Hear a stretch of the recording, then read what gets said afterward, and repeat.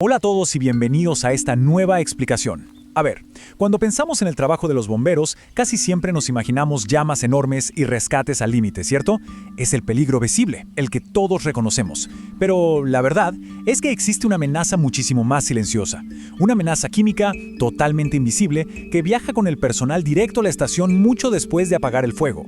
Hoy vamos a meternos de lleno a desentrañar exactamente qué diablos esconde en ese equipo de protección y por qué la verdadera batalla continúa lejos de la zona del incendio. Y aquí nos surge una pregunta bastante cruda, pero súper necesaria. Si nos ponemos a analizar los datos, es realmente escalofriante descubrir que el enemigo más letal a largo plazo no es una estructura a punto de colapsar o ese calor extremo del momento, para nada. El peligro más persistente es literalmente lo que se queda atrapado en las fibras del equipo de protección personal. Es una locura pensar que esas prendas, diseñadas específicamente para salvar vidas, pueden convertirse, paradójicamente, en portadoras de enfermedades gravísimas si no las manejamos con un rigor casi científico.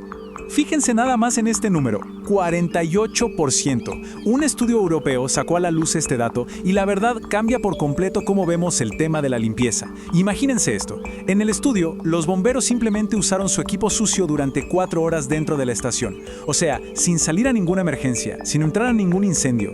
¿Qué pasó después? Pues resulta que las muestras de orina evidenciaron un aumento del 48% en los niveles de benceno y de hidrocarburos aromáticos policíclicos, y todo esto solo por tener puesto un traje sin descontaminar. Es una absorción silenciosa pero absolutamente letal.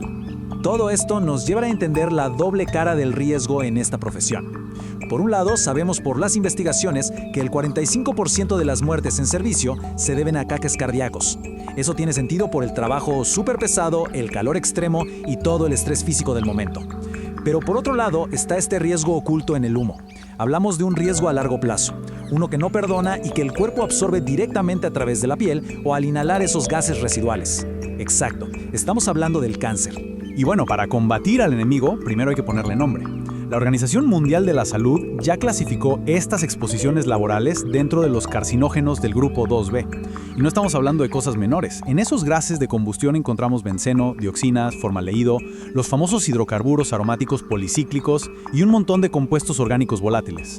La cosa es que estas sustancias penetran hasta las capas más interiores del traje mientras se combate el fuego. Y una vez incrustadas, si no tratamos el equipo, estas toxinas siguen en contacto continuo con la piel de quien lo usa. Una bomba de tiempo, básicamente. Entonces, sabiendo que nos enfrentamos a estos químicos tan potentes, la respuesta tiene que ser igual de implacable.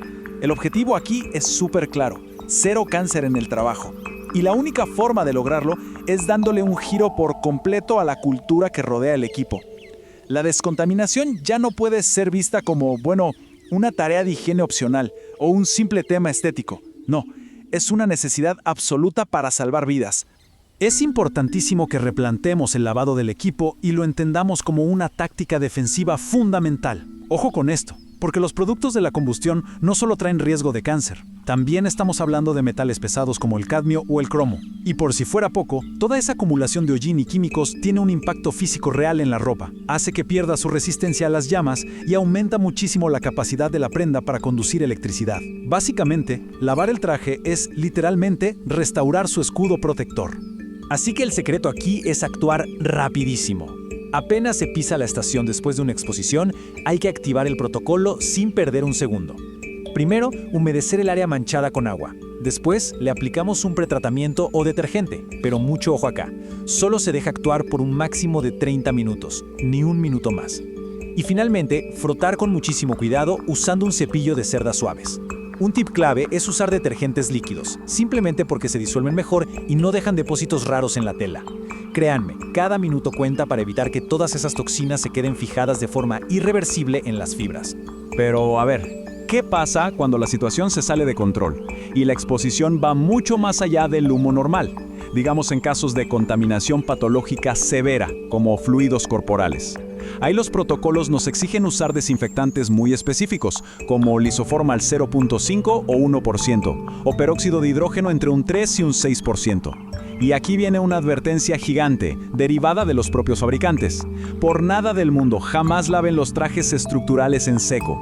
Hacerlo es prácticamente arruinar la funcionalidad de los componentes internos y destruir la protección por completo. Ahora, lavar el equipo es solo la mitad de la película. Garantizar que el traje siga siendo estructuralmente sólido es la otra. Existen dos límites súper estrictos de inspección que cada departamento debe establecer sí o sí. Por un lado tenemos la inspección de rutina. Esta es responsabilidad de quien usa el traje y tiene que hacerse mínimo cada 6 meses para detectar cualquier daño a tiempo. Y por otro lado está la inspección avanzada, que debe ser realizada únicamente por personal calificado por lo menos una vez al año y todo tiene que quedar documentado formalmente por el cuartel, nada de dejarlo a la memoria.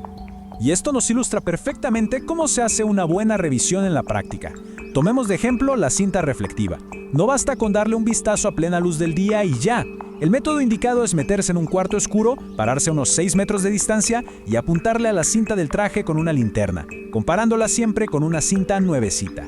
Si ven que el reflejo es débil o se ve disparejo, ni lo duden, es una señal clarísima de deterioro y esa cinta debe ser reemplazada inmediatamente para no perder visibilidad en situaciones críticas. Y claro, no todo es lo que se ve por fuera. Los puntos de control interno son absolutamente cruciales. Recuerden que un traje de bombero no es una simple chaqueta gruesa, es todo un sistema de capas. Hay que tomarse el tiempo de separar e inspeccionar individualmente el tejido exterior, la barrera de humedad y la barrera térmica. Es vital revisar que las etiquetas de todas esas capas coincidan entre sí.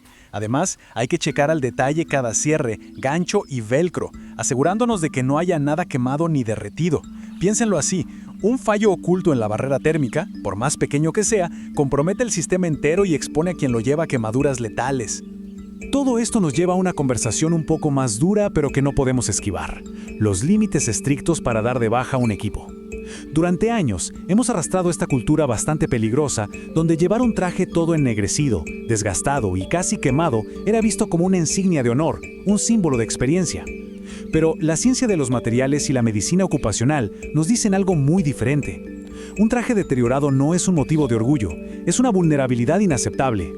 Y para no dejar ni el más mínimo lugar a dudas, la norma NFPA 1851 nos marca una línea matemática que es absoluta. Citando directamente la regulación: todos los elementos deben ser retirados al cumplir los 10 años de su fecha de fabricación. Punto. No importa si el traje se ve impecable o si casi no tuvo uso. Al llegar a esa década, los materiales pierden sus propiedades protectoras a nivel molecular. Usar un equipo expirado es matemáticamente inseguro. Claro, en el mundo real, un traje casi nunca dura esos 10 años en condiciones óptimas. Hay un montón de cosas en el día a día que actúan como aceleradores de ese vencimiento. Estamos hablando de la falta de una limpieza adecuada, la exposición constante a los elementos, los choques de estrés térmico extremo en los incendios y, obviamente, el desgaste mecánico de andar haciendo trabajo pesado. Todos estos factores pueden forzar el retiro definitivo de un traje muchísimo antes de que alcance su fecha de caducidad teórica. De hecho, más allá del paso del tiempo, existen situaciones de deterioro tan avanzadas que exigen retirar el equipo hoy mismo. Por ejemplo, si el traje tiene manchas de gasoil o aceites de motor que ya no salen con nada, esa zona se vuelve altamente inflamable y pierde toda su aislación térmica. Lo mismo pasa si se acumulan creosotas derivadas del alquitrán de la madera, que al estar en contacto con la piel disparan el riesgo de cáncer por las nubes. Y por supuesto, según la NFPA, si un traje falla el proceso de descontaminación después de un evento químico, biológico o radiológico, debe ser sacado de funciones y destruido de inmediato. Así de simple, no hay margen de negociación aquí. Para finalizar nuestro análisis de hoy, quiero que nos quedemos reflexionando sobre esta pregunta. Sabiendo todo lo que acabamos de repasar sobre los datos del cáncer, la degradación de los materiales y todos esos venenos invisibles en los gases de combustión, ¿sigue siendo válida esa vieja mentalidad? Usar equipo contaminado, desgastado o vencido nunca, pero nunca, debe verse como una insignia de honor. Ignorar este enemigo invisible es un compromiso mortal para la supervivencia a largo plazo de quienes arriesgan su vida por la comunidad. Comprender la ciencia detrás de la protección, ser rigurosos con el lavado y saber el momento exacto para el retiro oportuno del equipo es tan vital como dominar el uso de la manguera. Mantengan la seguridad, cuídense mucho y estén siempre alerta a esas amenazas que no siempre se pueden ver.